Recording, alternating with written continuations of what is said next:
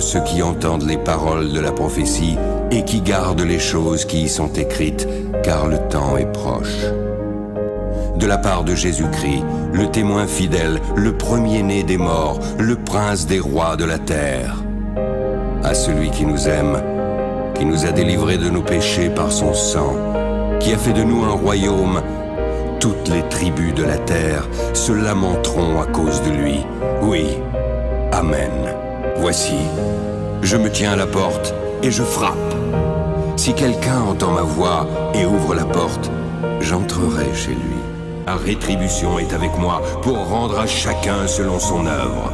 Parce que tu as gardé la parole de la persévérance en moi, je te garderai aussi à l'heure de la tentation qui va venir sur le monde entier pour réprouver les habitants de la terre.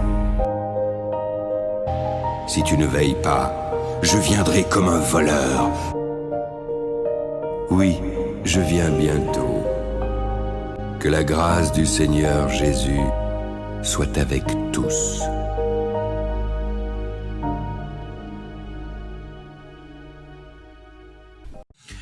Bonjour mes frères et sœurs, j'espère que vous allez bien. Moi ça va très très bien par la grâce de Dieu. Donc aujourd'hui, on va parler de l'accomplissement. Quand Jésus a dit, ne croyez pas que je suis venu pour abolir la loi. Non, je suis venu non pour abolir, mais pour accomplir. Accomplir dans quel sens? Vous savez, avant, dans l'Ancien Testament, c'était ce qu'on appelle le sacerdoce lévitique. Et dans le Nouveau Testament, ce qu'on appelle le sacerdoce royal. Le sacerdoce lévitique, c'était un sacerdoce qui était basé sur les lois, sur un temple, c'est un temple physique, sur les lois, sur des sacrifices. Et à l'époque, il y avait des sacrificateurs. En fait, il y avait la tribu de Juda, d'où sortaient les rois, et la tribu d'Israël, d'où sortaient les souverains sacrificateurs. Et comme Jésus, c'est pour ça que jusqu'à aujourd'hui, Jésus peut-être, lui, il a été refusé en tant que souverain sacrificateur par la tribu d'Israël, parce que Jésus sortait de la tribu de Juda. Et comme avant, ceux qui sortaient de la tribu de Juda étaient des rois, et ceux qui sortaient de la tribu d'Israël étaient des souverains sacrificateurs. Alors Jésus est venu accomplir toute la loi de l'Ancien Testament. Ça veut dire, si tu veux dire tu es allié encore à l'Ancien Testament et au Nouveau Testament, c'est difficile, frère, parce que pour faire le sacerdoce lévitique, il te faut un temple, il te faut les sacrifices, il te faut les lois. Et avant, quand tu transgressais seulement une seule de ces petites lois, tu transgressais toute la loi. C'est pour ça que tu vas voir les pharisiens à l'époque, eux ils avaient du mal. Pourquoi? Parce que eux, ils mettaient en pratique la loi de Dieu. Ils priaient, ils jeûnaient comme il se devait. Aux yeux du peuple, ils étaient des saints. Mais au fond d'eux, ils étaient hypocrites. C'est pour ça que Jésus a dit, ce peuple m'honore des lèvres, mais son cœur est éloigné de moi. Et Isaïe avait prophétisé cela en fait. Que ce peuple, Jésus a dit, Isaïe a bien prophétisé sur vous. Isaïe a bien prophétisé sur vous en disant que ce peuple m'honore des lèvres, mais son cœur est éloigné de moi. Et c'était une vérité parce que eux, ils louaient le Seigneur, ils pratiquaient la justice selon les yeux, mais au fond d'eux, comme Dieu c'est celui qui sonde les cœurs et les reins, donc ça ne sert à rien de faire je sais pas, l'hypocrisie devant Dieu. Il sonde les cœurs et les reins.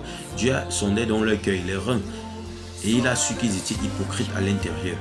Oui, c'est pour ça qu'il a dit que malheur à vous pharisiens, malheur à vous docteurs de la loi, parce que vous avez les clés de la science, vous n'êtes pas entrés par vous-même et vous avez empêché ceux qui voulaient entrer. Donc Jésus est donc venu accomplir toute la loi de l'Ancien Testament, et il en a renouvelé en donnant la nouvelle loi. Et il nous a donc, dans ce cas, mis dans un autre sacerdoce qu'on appelle le sacerdoce royal. Le sacerdoce royal où nous sommes des rois et des sacrificateurs selon l'ordre de Melchisédek. C'est-à-dire quoi selon l'ordre de Melchisédek? Parce que selon l'ordre, avant tu ne pouvais être que roi ou bien sacrificateur. Tu ne pouvais pas être roi et sacrificateur en même temps. C'est pour ça que Jésus, il a été, comme je vous l'ai dit tout à l'heure, c'était difficile qu'on accepte que Jésus, il est un souverain sacrificateur parce qu'il sortait de la tribu de Juda, et ceux qui sortaient de la tribu de Juda étaient des rois. Jésus a accompli toute la loi de l'Ancien Testament pour nous renouveler. C'est pour ça qu'il dit que nous avons été rachetés. Une nouvelle alliance. Voilà, une nouvelle alliance. Et vous voyez, cette nouvelle alliance-là, quand Jésus dit, il n'est pas venu à l'abolir, mais il est venu accomplir. En accomplissant, il en a donné des lois. C'est pour ça que vous allez voir peut-être quand Jésus a dit, vous avez entendu, il est dit si, mais désormais, c'est comme ça. Ou vous avez entendu, il est dit que celui qui par exemple repudie sa femme, lui donne une lettre de divorce. Mais moi je vous dis que si celui qui repudie sa femme, sauf pour cause d'infidélité, ou d'adultère amène sa femme à devenir adultère. Et celui qui épouse une femme adultère commet lui-même un adultère. Donc Jésus n'a pas aboli la loi en disant que, il n'a pas aboli la loi déjà que peut-être tu ne commettras pas d'adultère, ça n'existe plus. Non.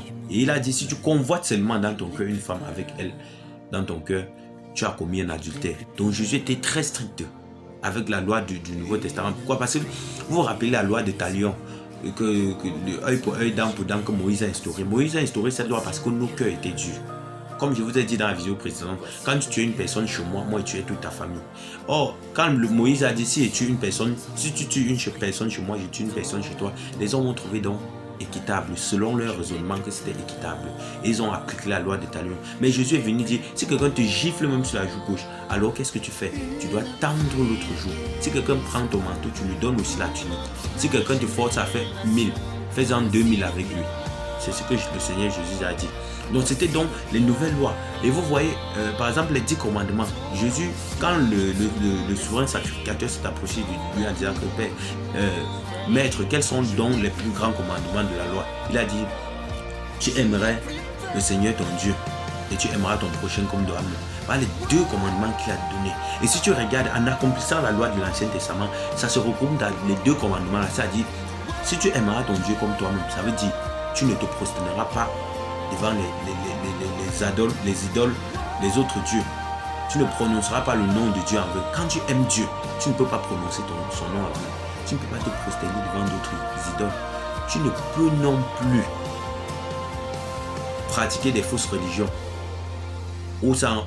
Tu ne peux non plus faire des représentations taillées de ce qui est là-haut dans le ciel, ou bien sur la terre, ou bien dans la mer. Tu ne peux pas. Parce que tu aimes ton Dieu et tu l'adores. Et comme il a dit, les vrais adorateurs, c'est en esprit et en vérité. Donc, quand vous regardez ça, vous voyez que sur le côté là, vous voyez que ça prend déjà une partie des lois de l'Ancien Testament.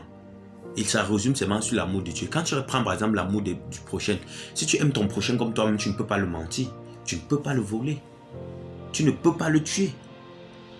Tu ne peux pas commettre des adultères. Tu ne peux pas convoiter sa chose.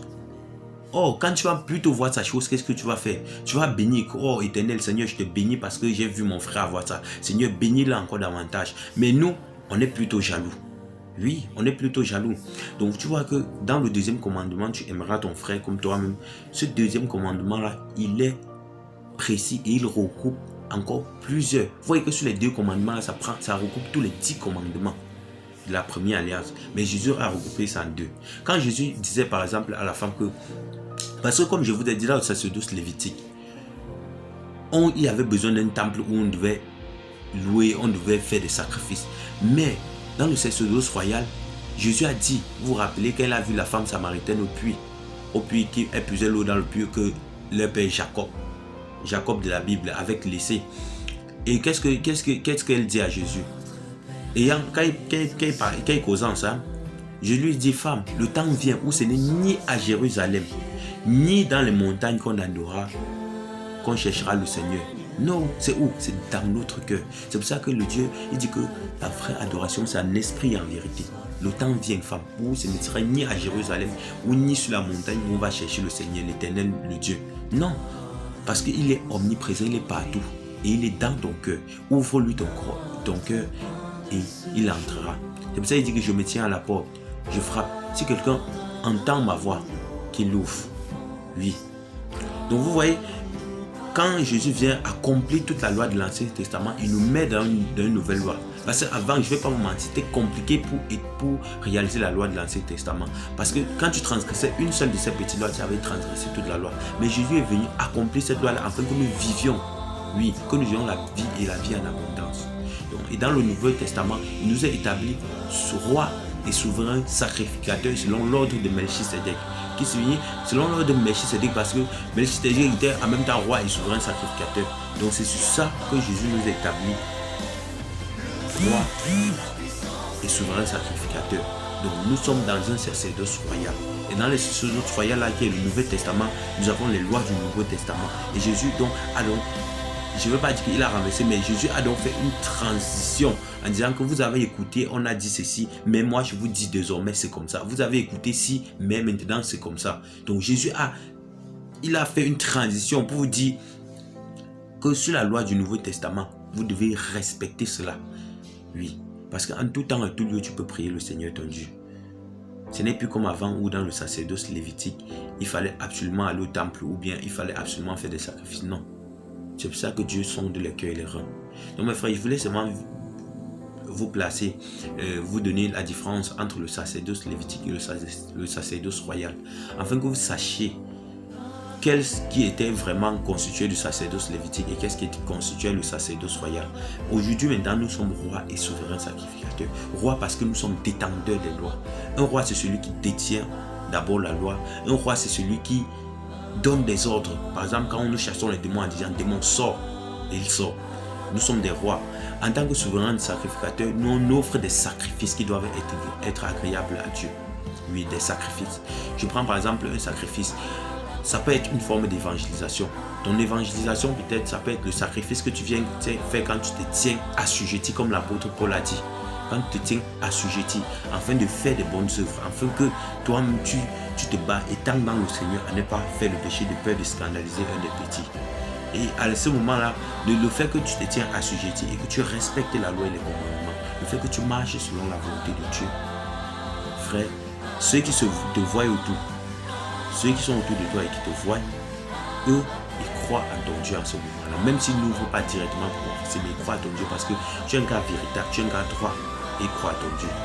Mais si notre évangélisation, on le fait et que nous-mêmes, la vie que nous menons autour de nous, on ne peut pas évangéliser avec notre vie sans ouvrir la bouche. Parce que tu peux évangéliser sans ouvrir la bouche seulement sur ta manière de vivre, ta manière d'être honnête, droit, sincère, ta manière d'accueillir les gens. On sait que celui-ci, vraiment, l'Esprit de Dieu est sur lui. Donc, c'est comme ça, en fait. Donc, nous sommes des sacrificateurs parce que nous devons offrir des sacrifices.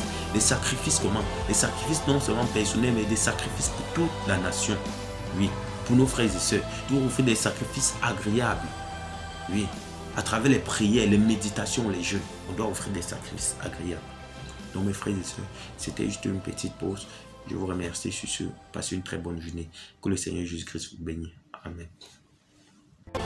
Vous êtes le sel de la terre. Mais si le sel perd sa saveur, avec quoi la lui rendra-t-on? Il ne sert plus qu'à être jeté dehors et foulé aux pieds par les hommes. Vous êtes la lumière du monde. Une ville située sur une montagne ne peut être cachée, et on n'allume pas une lampe pour la mettre sous le boisseau, mais on la met sur le chandelier, et elle éclaire tous ceux qui sont dans la maison. Que votre lumière luise ainsi devant les hommes, afin qu'ils voient vos bonnes œuvres et qu'ils glorifient votre Père qui est dans les cieux. Ne croyez pas que je sois venu pour abolir la loi ou les prophètes. Je suis venu non pour abolir, mais pour accomplir.